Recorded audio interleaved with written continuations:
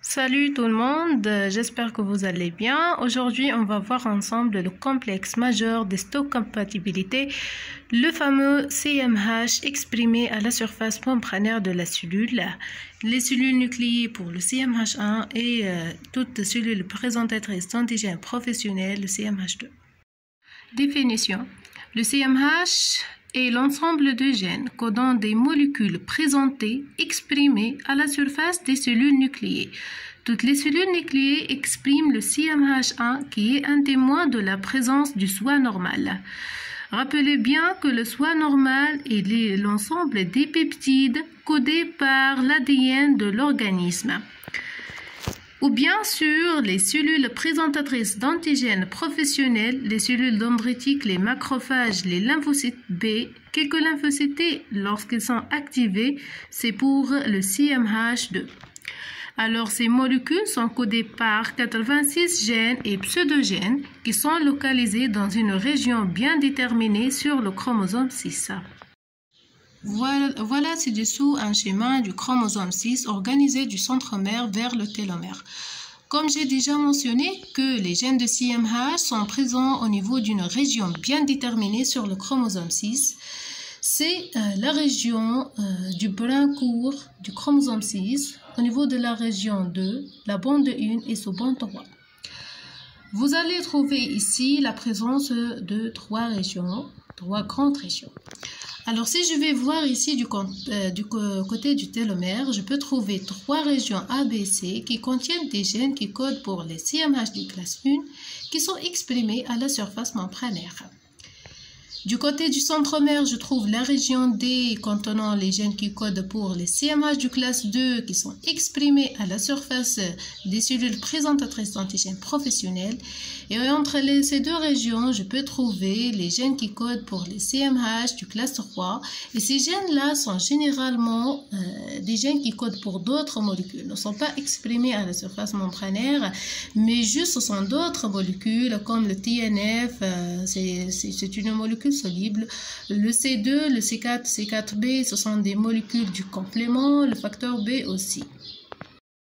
Si je vois ici les gènes qui codent pour le CMH du classe 1, je vais trouver que, par exemple, la région A, la région C et la région B, qui codent respectivement pour CMH1A, CMH1C, CMH1B, sont ceux des molécules qui sont exprimées à la surface membranaire.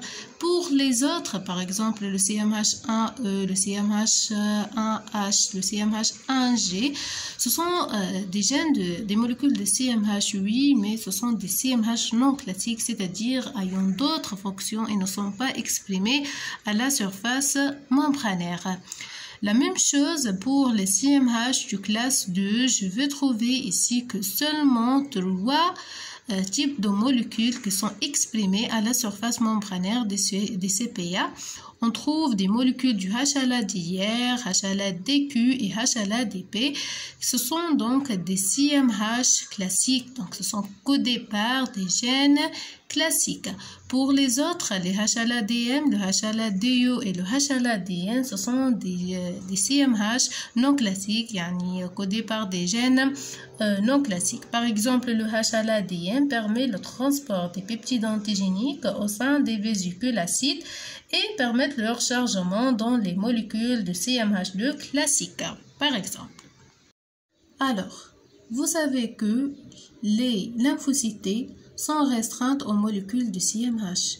Déjà, les lymphocytes T ne reconnaissent jamais un peptide ou bien un antigène circulant comme dans le cas de lymphocyte P, parce que les lymphocytes P reconnaissent un antigène natif. Par contre, les lymphocytes T nécessitent que cet antigène sera dégradé, apprêté par une cellule présentatrice d'antigène et sera présenté par des molécules de CMH. Bien sûr, on parle de CMH du classe 1 dans le cas où les lymphocytes sont des lymphocytes cytotoxiques ou bien des CMH du classe 2 dans lequel où les lymphocytes sont des lymphocytes TH, c'est-à-dire TLP.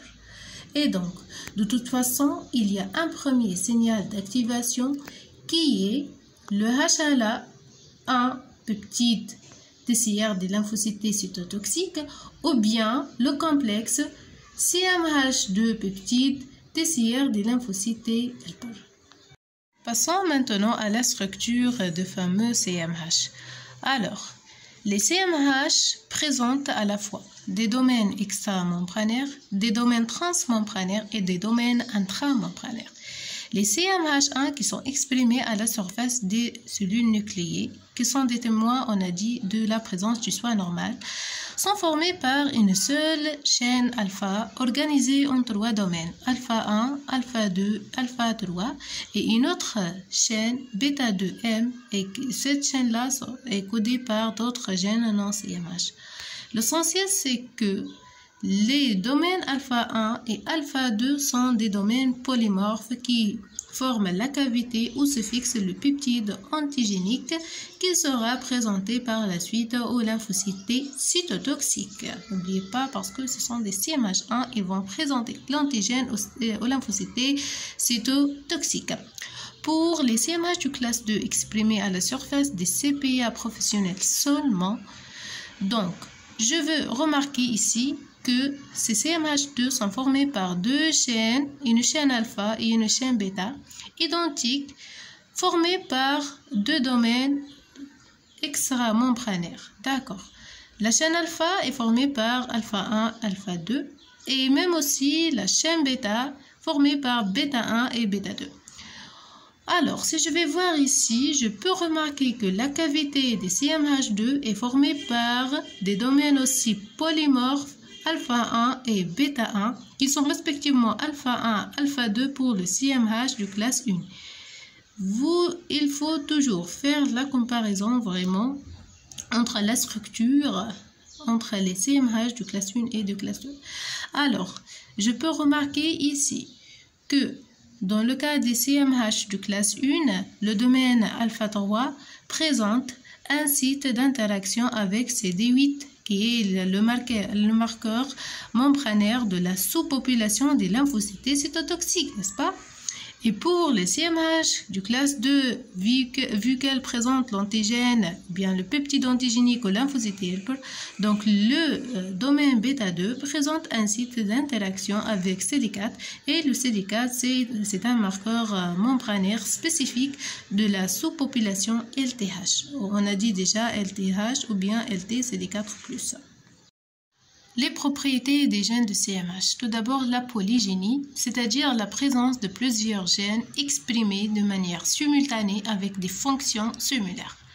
Le polymorphisme, un grand nombre de formes alléliques pour chaque locus. Un gène peut avoir plusieurs allèles dans la population. C'est pour cette raison que la polygénie et le polymorphisme déterminent la diversité des molécules du CMH au niveau individuel et de la population générale. Parce que dans une population bien déterminée, les gènes du CMH, plutôt les molécules du CMH, sont différents d'un individu à un autre, même si ces individus sont au sein de la même famille. C'est vraiment une grande diversité et spécificité, s'il vous plaît. Alors, la troisième propriété, c'est la transmission en bloc haplotype et la codominance, c'est-à-dire par exemple un individu présente à la fois les molécules du CMH de son père et les molécules du CMH de sa mère. Voilà, pas de notion de dominance. Et aussi, on a le déséquilibre de liaison. Alors, pour les fonctions des CMH, la principale fonction, c'est la présentation antigénique. La présentation antigénique aux lymphocytes T seulement, parce que les lymphocytes B reconnaissent l'antigène natif grâce aux immunoglobulines membranaires qui fait partie du complexe PCR. Voilà. Alors, on a 2 voies distinctes de présentation, la voie endogène et la voie exogène. La voie endogène fait intervenir les molécules du CMH du classe 1 qui va présenter le peptide antigénique de 8 à 9 acides aminés aux lymphocytes cytotoxiques. Pour la voie exogène de présentation antigénique, met l'accent sur la présentation de peptides antigéniques de 8 à 13 acides aminés par les CMH du classe 2 aux lymphocytes T helper. Alors, si je parle du voie endogène de présentation antigénique, c'est-à-dire la voie de présentation de CMH du classe 1 aux lymphocytes T cytotoxiques. Tout à fait. Le peptide qui va être présenté est un peptide d'origine endogène, par exemple une particule virale, une bactérie à multiplication intracellulaire. Peu importe, l'essentiel c'est que d'origine endogène. Donc, on a besoin des peptides. Donc, cette particule sera dégradée par le protéasome. C'est un complexe enzymatique présent au niveau du cytosol qui permet de dégrader les protéines et les particules virales, par exemple, en association avec l'ubiquitine. L'essentiel, c'est que voilà, notre complexe, c'est le protéasome qui va dégrader l'antigène ou bien la particule en peptides antigéniques. Ces peptides seront associés aux CMH du classe 1 qui seront synthétisés au niveau du réticulum endoplasmique. Par la suite, le complexe CMH1 peptide, il va être libéré du réticulum endoplasmique par des vésicules et qui prend destination vers l'appareil de Golgi, bien sûr, pour subir d'autres modifications. Et par la suite, il se fusionne sur le cytosol, sur la membrane plasmique et sera exprimé à la surface des cellules nucléées. Au contraire, la voie exogène de présentation antigénique qui met l'accent sur le CMH du classe 2. Donc, notre antigène est d'origine exogène. Après phagocytose, on a l'endosome, n'est-ce pas? Donc, la formation d'une vésicule. Et donc, par la suite, on a une fusion phagosome avec les lysosomes. On trouve la formation du phagolysosome qui contient des enzymes acides parce que les lysosomes comportent des hydrolases acides qui permettent de dégrader les protéines, d'accord? Donc, au sein du phagolysosome, il y aura dégradation de notre antigène exogène et il y aura bien sûr association avec le CMH du classe 2 et sera bien sûr exprimé à la surface membranaire des cellules présentatrices d'antigènes. Pour finir ce vidéo, je vais faire une récapitulation sur les principaux points qu'il faut retenir à propos du CMH. Alors, ce sont des molécules codées par des gènes, ce sont de nature protéique, d'expression cellulaire, permettrait donc le cassement de l'antigène, il reconnaît le TCR bien sûr et ayant d'autres fonctions. Le CMH du classe 1 sont codés par des gènes situés au niveau du télomère, on a dit, des gènes au niveau de régions A, B et C. Voilà. Ils sont ubiquitaires parce que la majorité des cellules nucléées possèdent le CMH du classe 1, modulable par l'interféron alpha-bêta, l'interféron gamma et le facteur du nécrose tumorale, le TNF. Pour le CMH du classe 2, ces gènes sont localisés au niveau d'une région D ou bien HLA-D au niveau du centromère. Voilà, DP, HLA-DP, HLA-DQ, HLA-DR. Ce sont des CMH du classe 2 classiques. Ce sont les CMH du classe 2 exprimés à la surface des CPA. Donc voilà, pour cette raison que la présence est restreinte seulement des CPA professionnels, les lymphocytes B, les cellules dendritiques, les monocytes macrophages.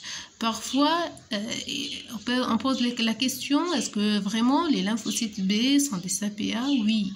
Oui, les lymphocytes B, dans la réponse immunitaire adaptative, et lorsqu'il y a une coopération entre les lymphocytes T et les lymphocytes B en cas d'un antigène thymodépendant, c'est-à-dire qui nécessite cette coopération, on a une étape dans laquelle il y a une présentation antigénique de peptides par les lymphocytes B ou lymphocytes T helper.